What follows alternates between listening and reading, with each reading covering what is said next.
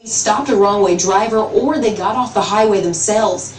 There have also been at least 19 wrong-way crashes. Whatever you do, do not call this RTA bus driver a hero. He helped that 4-year-old boy running down a busy road with no shoes on and no parents around. In the video, you can see right here, the little guy walks onto the RTA bus, then runs to the back and sits down. Kevin Frazier said he spotted the boy wandering alone on Bigger Road in Centerville. He immediately pulled over the bus. I'm no hero. Please don't call me that.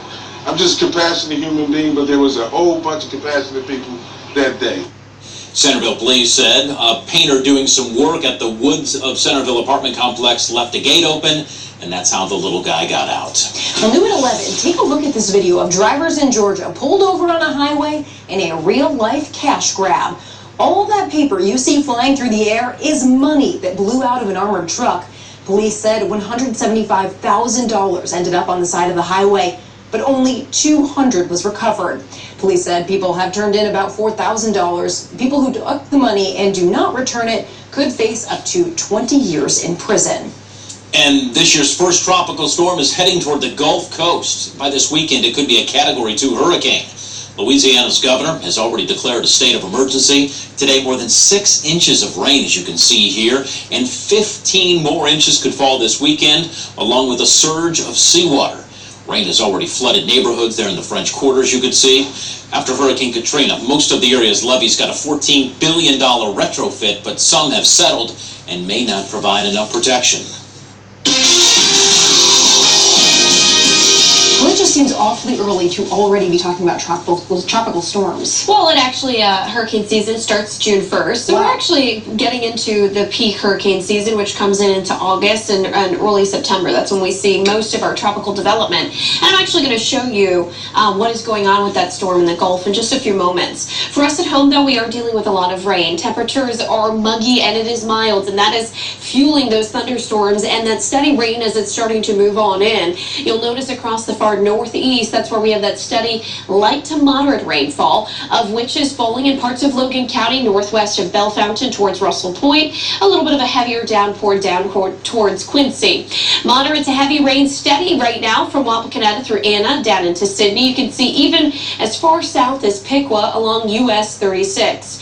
Further north and west St. Mary's, you have that steadier rain, and then more rain that continues off to the west through parts of Darke County and out into Randolph and Wayne County as well. In fact, northwestern parts of Randolph County are under a flash flood warning until 12:45 tonight. That means if you see any flooded roadways, turn around, find an alternate route if you are going to be out during the darkness and the overnight hours tonight into the next few hours at least. We are dry in the Dayton area and southeast. I'll be dealing with these showers moving in from northwest as we head into the next couple of hours. I'll be here after the newscast tracking them. I don't expect severe weather, but some heavier downpours could lead to some minor flooding in some spots, and I'll post some updates on Facebook and Twitter if necessary. A live look outside in Troy, no rain there for the time being. A bit of a breeze, as you can see the American flag there on the flagpole blowing in that breeze just a bit, but it's not too high. In the Dayton area, in fact, the wind is only up to about 3 miles per hour. 79 degrees is the air temperature, but it feels like the low 80s because your dew point still checking in right around the low 70s. That number will fall into the next 24 hours, and comfortable weather returns by the end of the week. Watch on Futurecast as we head past midnight. That rain to the northwest will start to break apart. Just some light spotty showers around through about 1 o'clock in the morning, and by around daybreak tomorrow, we're looking at a partly sunny to mostly cloudy sky. 8:30 in the morning, all is quiet, and we'll keep it that way through lunchtime. Around 2 o'clock in the afternoon, though, some showers and storms start to refire off along that cold front that's slowly pushing southeast, and we'll keep that chance for some thunderstorms in the forecast at least through about 4 or 5 o'clock tomorrow evening. And a few of those storms could be rather intense. There's about a low-end marginal chance that 1 or 2 storms down towards Greene, parts of Clinton and Warren County may become strong enough that they reach severe limits. Main concerns are going to be damaging winds. Tomorrow's high, we get up to 86 degrees. Humidity will be falling through the day. You'll feel the difference in the afternoon as compared to the morning. Friday's pretty fantastic, and then the humidity builds right back in for the upcoming weekend. Still keeping a very close eye on the Gulf of Mexico. There's there's that strong area of low pressure. You can see the counterclockwise rotation.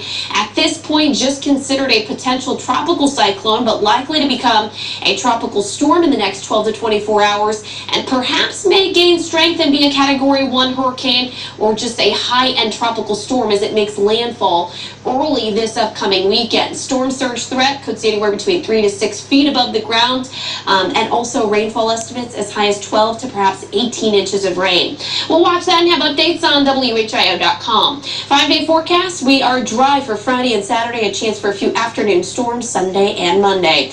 Tomorrow morning, meteorologist Dante Jones will be with you at 4:25, tracking any threat for storms later in the day. All right, thanks so much, McCall. The American Red Cross sent out an emergency need for eligible people of all blood types. Right now,